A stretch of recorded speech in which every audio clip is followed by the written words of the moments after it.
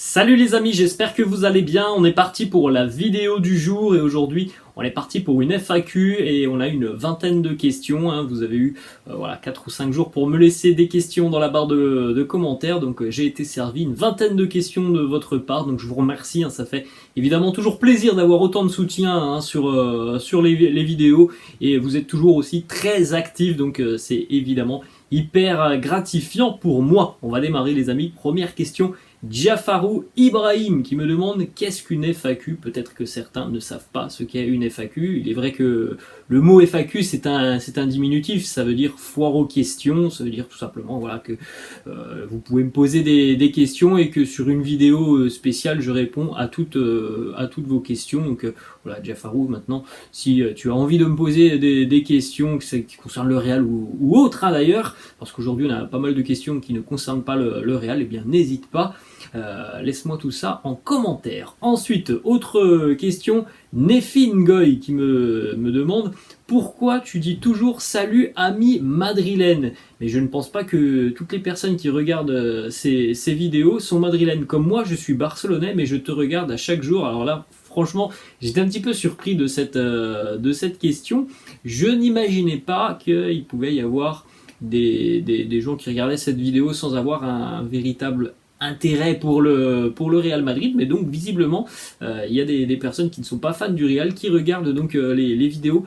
Laissez-moi les amis en dessous de la vidéo, je vais faire un petit sondage, laissez-moi en commentaire si vous regardez les vidéos parce que vous êtes fan du Real, ou alors si vous regardez les vidéos pour avoir une actualité sur le Real, mais que vous n'êtes pas supporter du Real Madrid. C'est très intéressant parce que voilà, j'imaginais pas forcément qu'il y avait des supporters par exemple du Barça qui regardaient les vidéos spéciales Real Madrid. Donc voilà, alors, étant donné que je pensais surtout m'adresser à une communauté madrilène, et je pense qu'il y a évidemment une grande partie et un grand pourcentage de la communauté qui est madrilène, c'est pour ça que je dis souvent salut amis madrilènes. Ensuite, on continue les amis avec une question de Parfait Kadima qui me demande mon choix entre Mahrez, Salah, Gnabry et Paulo Dybala afin de remplacer Marco Asensio. D'ailleurs, j'ai eu beaucoup de questions dans ce style par rapport au départ de Marco Asensio. Donc premièrement, en ce qui concerne ces quatre noms, j'avais déjà fait une vidéo il y a plus d'un mois où j'avais à peu près donné mon avis, mon ressenti et ma préférence en ce qui concerne donc les options que tu me donnes. Et moi, mon envie, ce serait d'avoir Riyad Mahrez. Après, voilà, les amis, ça semble tout de même très compliqué par rapport à Manchester City. Et donc la deuxième option pour moi, c'est Serge Gnabry. Et puis Mohamed Salah a d'ores et déjà annoncé qu'il allait rester à Liverpool pour au moins un an. Et comme je vous l'ai dit en milieu de semaine, ou c'était la semaine dernière par rapport à Paulo Dybala, moi, je suis pas convaincu par Paulo Dybala, surtout au poste d'ailier droit, qui n'est pas son poste de prédilection. Donc, moi, j'ai une préférence pour Riyad Mahrez. Après, je sais pertinemment que ça sera une mission très, très compliquée. La même question, d'ailleurs, m'a été posée par Lebray Beretta, Gnabry ou Mahrez. J'ai une préférence pour Mahrez, mais je pense que si le Real va chercher un de ces deux joueurs, ça sera Serge Gnabry qui sera beaucoup plus simple à convaincre parce que il est en pleine réflexion avec le Bayern Munich. Ensuite, question de Hebron Christ qui me demande qu'est-ce que tu penses du recrutement de Serge Gnabry. Alors encore une fois les amis, je me suis déjà exprimé souvent sur ça, tout dépend de l'avenir de Marco Asensio. Serge Gnabry peut être une très très bonne alternative qui ne coûterait pas non plus très très cher, donc ça peut être une idée très intelligente. Après voilà, c'est aussi le Real Madrid qui doit prendre une décision importante. Est-ce que on donne définitivement l'opportunité à Rodrigo de s'installer en tant que titulaire, ou alors on lui met aussi une forte concurrence avec l'arrivée de Serge Gnabry? Ça c'est une décision importante que le Real doit prendre, mais évidemment que Gnabry est tout de même un profil très intéressant. Ensuite, on continue les amis, encore une fois avec une question de Silu Sandonan.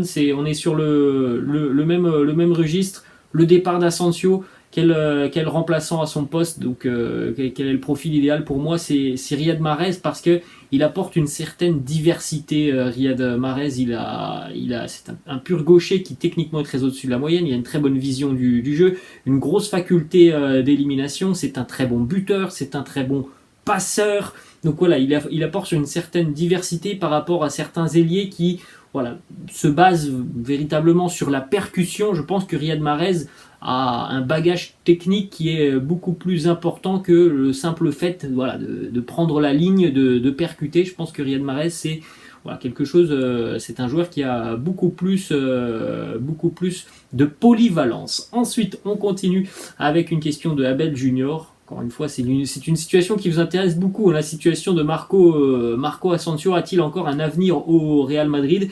Est-ce que tu vois Rodrigo devenir un titulaire indiscutable au Real, ou alors faut-il recruter un autre ailier?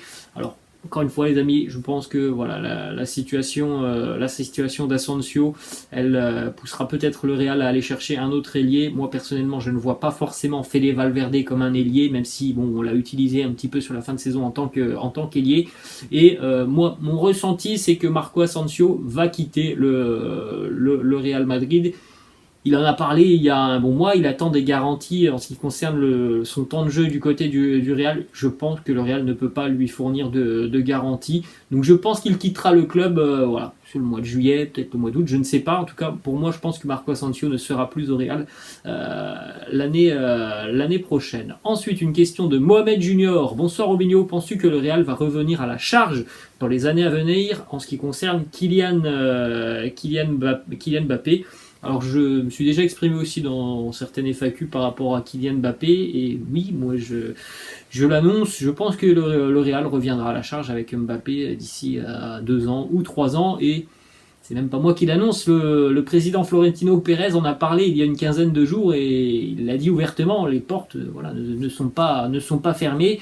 Pour un joueur de la qualité de Mbappé, les portes ne seront pas fermées, donc je pense que oui, on reparlera de Mbappé peut-être dans 2 ans au Real Madrid. Ensuite, on enchaîne avec une question de Ranes qui me dit: salut Robinho, je voulais savoir comment ça va se passer dans le secteur défensif l'année prochaine, à part l'arrivée de Rudiger.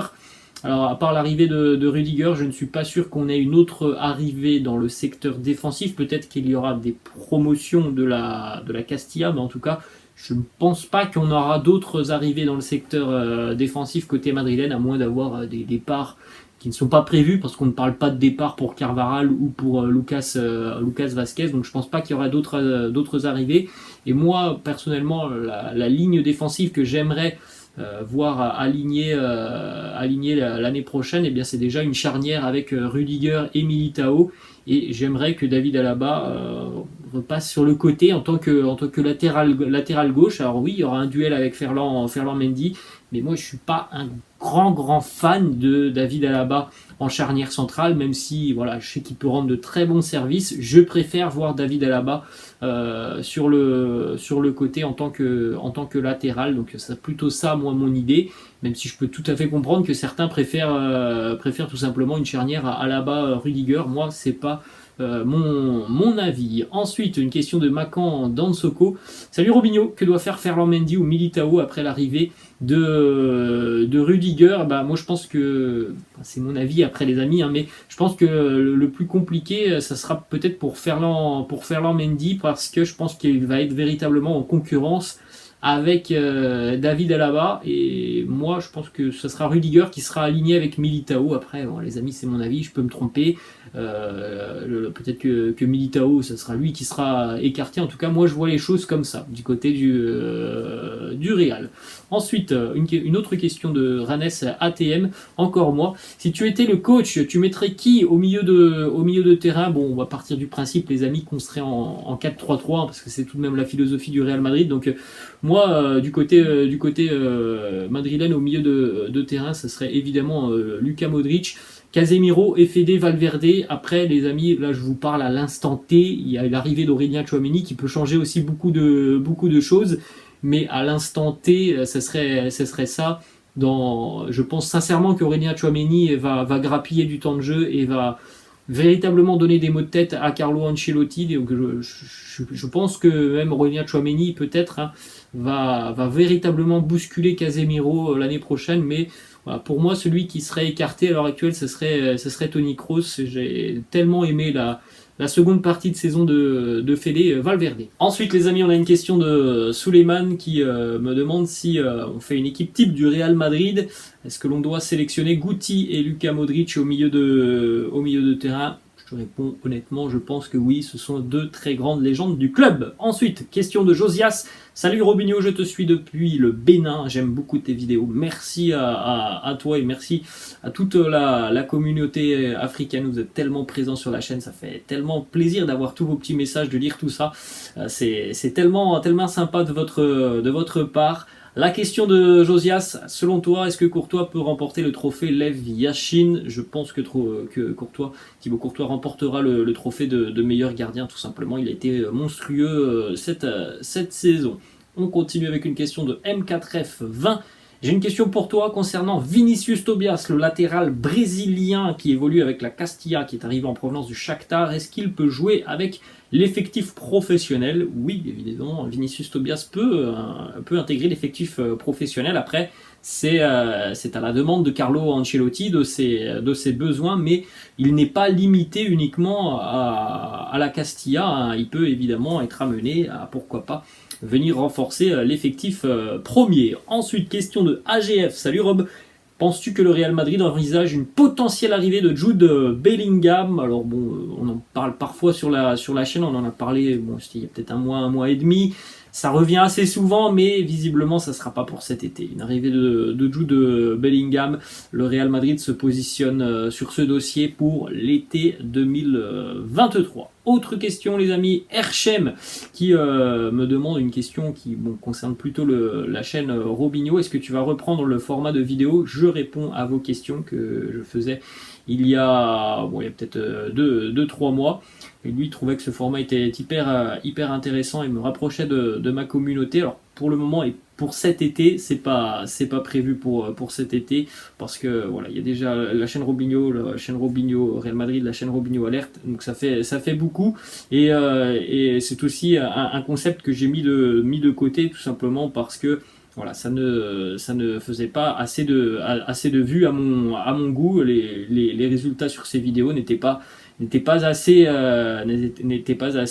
concluants pour moi, donc c'est pour ça aussi que j'ai mis le concept de côté, mais peut-être que d'ici à la rentrée je referai ce concept. Ensuite, autre question, celle de Parfait Kadima qui me propose donc ce classement. Pour le Ballon d'Or, Benzema numéro 1, Thibaut Courtois numéro 2, Vinicius Oumane numéro 3. Qu'en penses-tu? Je pense que Benzema sera Ballon d'Or. Je pense que Sadio Mané sera sur le podium. Je pense que Vinicius sera dans le top 10, voire même peut-être top 5 de ce Ballon d'Or. Mais bon, allez, je vais partir sur top 10 pour Vinicius.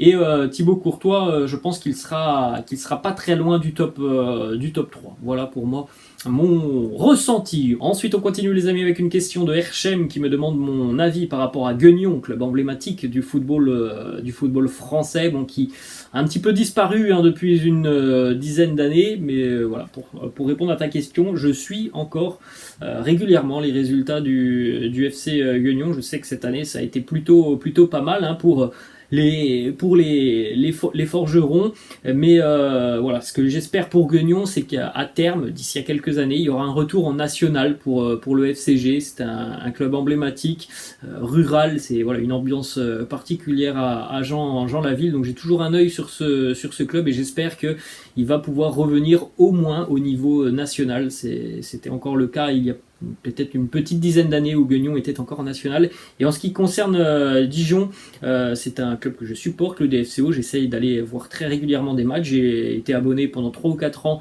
Depuis les années Covid, je ne suis plus abonné, mais par exemple l'année dernière, même en Ligue 2, je suis allé voir peut-être une grosse dizaine de matchs au stade. Parfois je ne suis pas là, mais j'essaie d'y aller régulièrement voir le DFCO. Ensuite, on va continuer les amis avec les deux dernières questions questions. Premièrement, Soudi Mohamedou qui me pose cette question sur Cristiano Ronaldo et sur cette rumeur Bayern Munich. Que penses-tu de la rumeur CR7 au Bayern? Je pense que si Cristiano veut encore remporter un ballon d'or, il aurait plus de chances de le remporter au Bayern qu'à Manchester United. Et j'aurais été véritablement ravi de voir Cristiano au Bayern dans cette équipe ultra offensive qu'est le Bayern Munich. Je suis sûr qu'il se serait éclaté. Après, bon, les amis, visiblement, le Bayern ne veut pas de Cristiano. Et on termine donc avec une dernière question de bas Fulgence. Bon, c'est une question, mais c'est surtout un message très sympa de sa part. Bonjour Robinho, tes vidéos me font du bien malgré que je ne te connais pas, mais je te prends comme mon frère et chaque jour je suis obligé de regarder tes vidéos. Merci énormément. Ma question, c'est par rapport à Marco Asensio. Est-ce qu'il va s'en aller? Si oui, qui pourrait être son potentiel remplaçant? Donc bon, on en a parlé et je pense que, moi c'est mon avis, Marco Asensio quittera le club et le potentiel remplaçant, si jamais le Real va en chercher un, ça sera Serge Gnabry à mon avis. Mais en tout cas, merci pour ton message, parce que ça fait toujours très plaisir les amis d'avoir ce genre de message. Et en plus de ça, j'ai de la chance parce que quasiment tous les jours, il y a des messages de ce style dans la barre de commentaires des vidéos. Donc merci à vous tous les amis, ça fait véritablement chaud au cœur d'avoir toujours ce genre de messages. Voilà les amis, la fin de cette vidéo, j'espère que ça vous a plu. N'hésitez pas comme d'habitude à lâcher un petit pouce bleu, n'hésitez pas non plus à vous abonner à la chaîne. Moi je vous laisse et je vous dis à la prochaine, ciao.